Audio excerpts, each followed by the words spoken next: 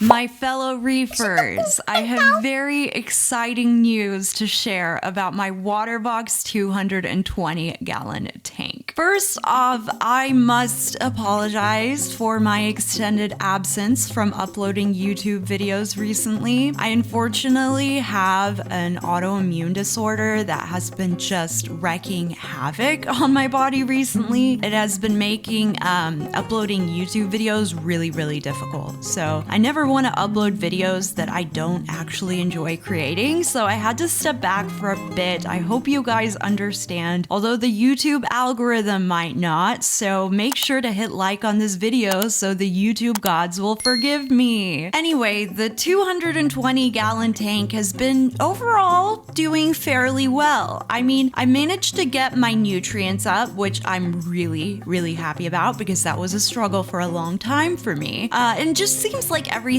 is just generally happy and doing well, which is good to say because recently I've been experiencing a whole lots of ups and downs with this tank. And yes, I know it's been a month and I still haven't adjusted the cables to my lighting fixtures, okay? I know.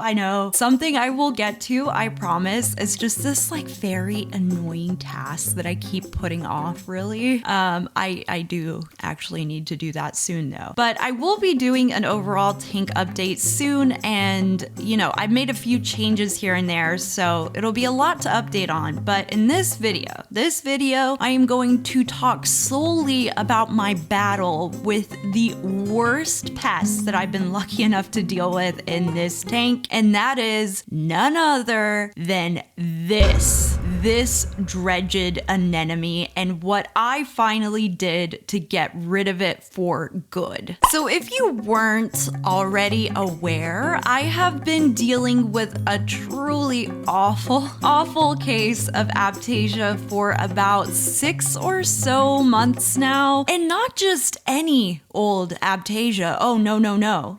This Aiptasia replicated at a rate I have never seen before, and seemingly nothing could stop its evil spread as it completely wreaked havoc over my entire tank. It's times like these, you know, where I kind of regret not going for the whole quarantine setup I was thinking about doing for a while there, because there is truly nothing worse in this hobby than trying to remove Aiptasia from a 220-gallon reef tank. It's like as soon as I made a solid dent in removing some, the Aiptasia would just triple in number the next day. And I really mean that with no exaggeration. It was in every nook and cranny, y'all. Every single nook and cranny. Everywhere you looked, Aiptasia. It was so frustrating because not only is it a nightmare to look at, but it started stinging and aggravating all of my corals. And the second something starts stinging and aggravating my corals, I am not happy, okay? I am not happy. And after 6 months of tears and frustration, I actually managed to remove every last one. Yep, Aiptasia be gone. Aiptasia be gone. So going to go through all of my methods of Aiptasia removal, what I decided to use and what I did not, and what finally worked for me. So at first, when the Aiptasia was still, you know, kind of small in number, I attempted to use the handy dandy product Aiptasia X. If you're lucky enough not to be familiar with this product, Aiptasia X is a thick adhesive mixture that's just injected into the anemone, and once the Aiptasia ingests it, it dies. It's wonderful, really, in concept. While this is probably a decent method for when you just have like 1 or 2 of these buggers, I found that Aiptasia X honestly did more harm than good for me personally. It obviously wasn't very effective for the one ones that submerge themselves deep in like those little rock crevices, or ones that were just generally not in reach. But also, I definitely feel like it just aggravated them and made them spread their little spores or whatever you call them just way more. It seemed like anytime I would cover an area with Aiptasia X, the Aiptasia would just quadruple in number. Quickly realized that this method alone wasn't even going to make a dent in my problem. So really, when it comes to Aiptasia X, I'm not really a fan at this point in time. You know, if, like I said, if you have one or two, okay, you know, maybe, you know, nip them in the bud right there, you know, but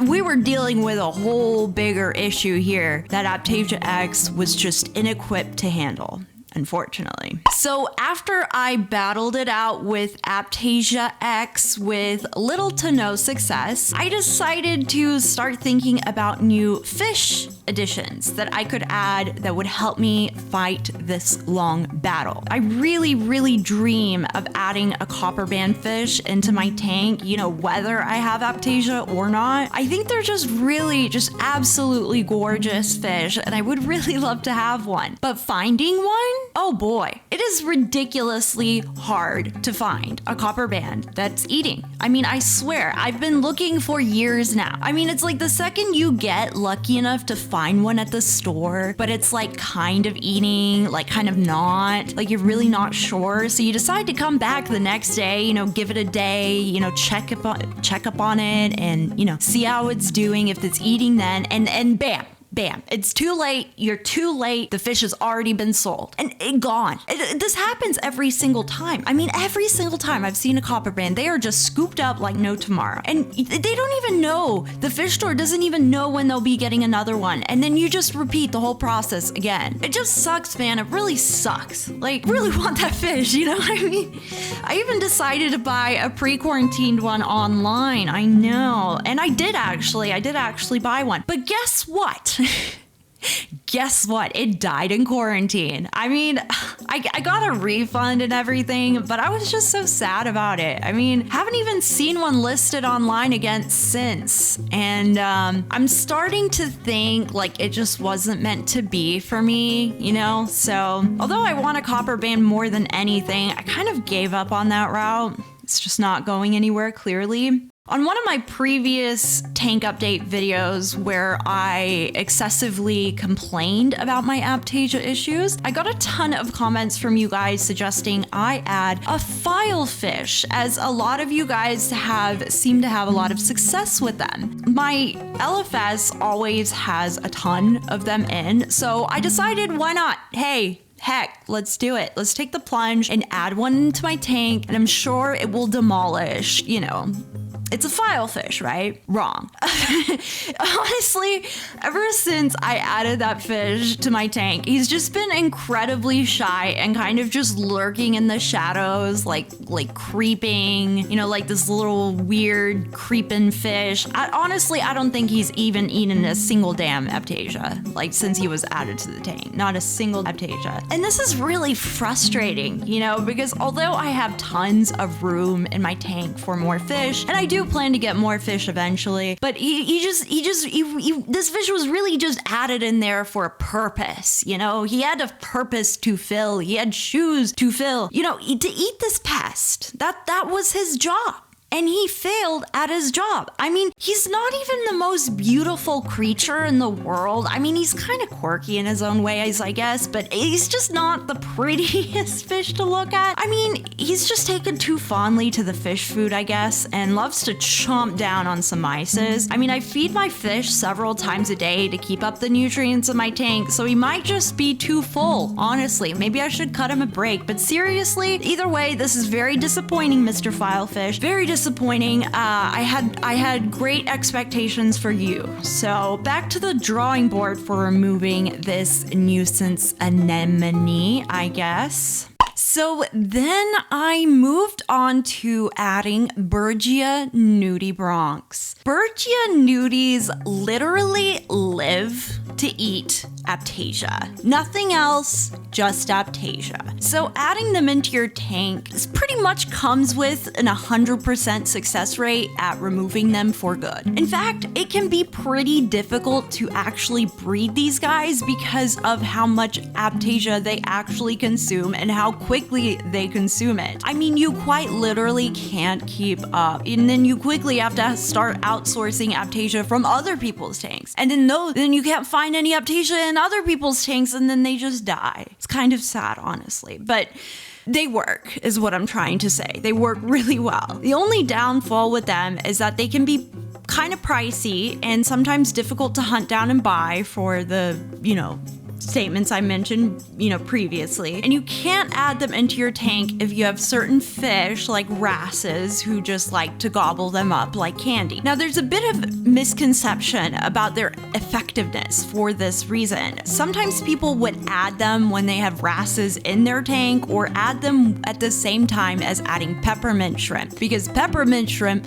are known to sometimes eat Aiptasia as well. But peppermint shrimp also gobble up these nudies like candy. So if you're ever adding peppermint shrimp and berghia nudies at the same time, I think that might be your problem. If you're adding berghias into your tank with things that will consume them, of course, obviously, they will not be effective. But honestly, nothing beats how ferocious these guys are at actually eating them. I bought about 20. No, I bought 20 for sure to start off with, which was honestly a bit pricey. I think it cost me something about somewhere around 250 to 300 shipped for these guys. But well worth the price, I tell ya, because the second these guys started breeding and everything and getting settled into the tank, it was over. I added 10 on one aquascape structure and 10 on the other. Berghia need to be placed in little groups when they're placed into your tank because they like to breed together, which is good for you. And also they like to hunt together because they all, tackle one Aiptasia at a time. It's quite beautiful seeing them hunt, if you've ever seen them hunt when your lights are out. But anyway, it takes a bit of time is what I'm trying to say. It takes a bit of time to actually see a dent, see them tackle your Aiptasia, because most of the time they come in fairly small, and in my case, my Aiptasia was absolutely massive. They started breeding and multiplying like crazy maybe a month or so after I put them in, and that's when I first started seeing the crazy changes, the actual dents being made. Pretty much within 2 weeks after that, all of my Aiptasia problem was resolved. I mean, literally, not one single Aiptasia left. Not a single one remaining. It was incredible, honestly. Looking at the tank now, it's quite hard to believe that somehow, once upon a time, it was infested as it once was. I mean, just boom, Aiptasia be gone. I love these little creatures. They're amazing. Unfortunately, I couldn't manage to get these guys out and to find them a new home once they consumed up my Aiptasia. I'm pretty sure they are all sadly dead now, as I could not. I was going to try to hunt down some Aiptasia to keep them alive, but honestly, it's pretty difficult to source enough for them to consistently eat, and it wasn't. They're kind of small and in a tank like mine. They're unfortunately no longer here. They have done their job though, and I'm proud of them for that. So in the end, after all of these attempts with the Aiptasia X, with the useless filefish, with the trying to find a copperband or whatever all that mess, in the end, it was the berghia nudies that took care of it once and for all for good. I cannot recommend them more highly if you're facing your own Aiptasia problems. These little creatures are just made to annihilate, I tell you what. So yeah, guys, can't believe I actually managed to come out triumphant in my battle with this pesky Aiptasia. See how bad it actually got in my tank to now not finding not even one single Aiptasia is honestly a dream. I was so worried that I would never be able to get rid of it. I mean, the tank looks so much better now that it's gone. And hopefully I'll never have to deal with this mess again. I mean, Aiptasia is definitely not the worst pest you can be dealing with in this hobby, but it's still an incredibly annoying one, especially when your tank is fairly big. But yeah, highly recommend berghia nudibranchs if you're ever going through the same issue as I was. They're truly little lifesavers and absolutely worth every penny. Going to do a big tank update soon here because a lot of things have happened with this guy recently, and we'll be getting back to a regular schedule here moving forward. Hope you guys enjoyed this little video, and make sure to smash that subscribe on your way out because I would greatly appreciate that, and hopefully the YouTube gods forgive me for my brief departure. 1 like equals 1 prayer for the algorithm.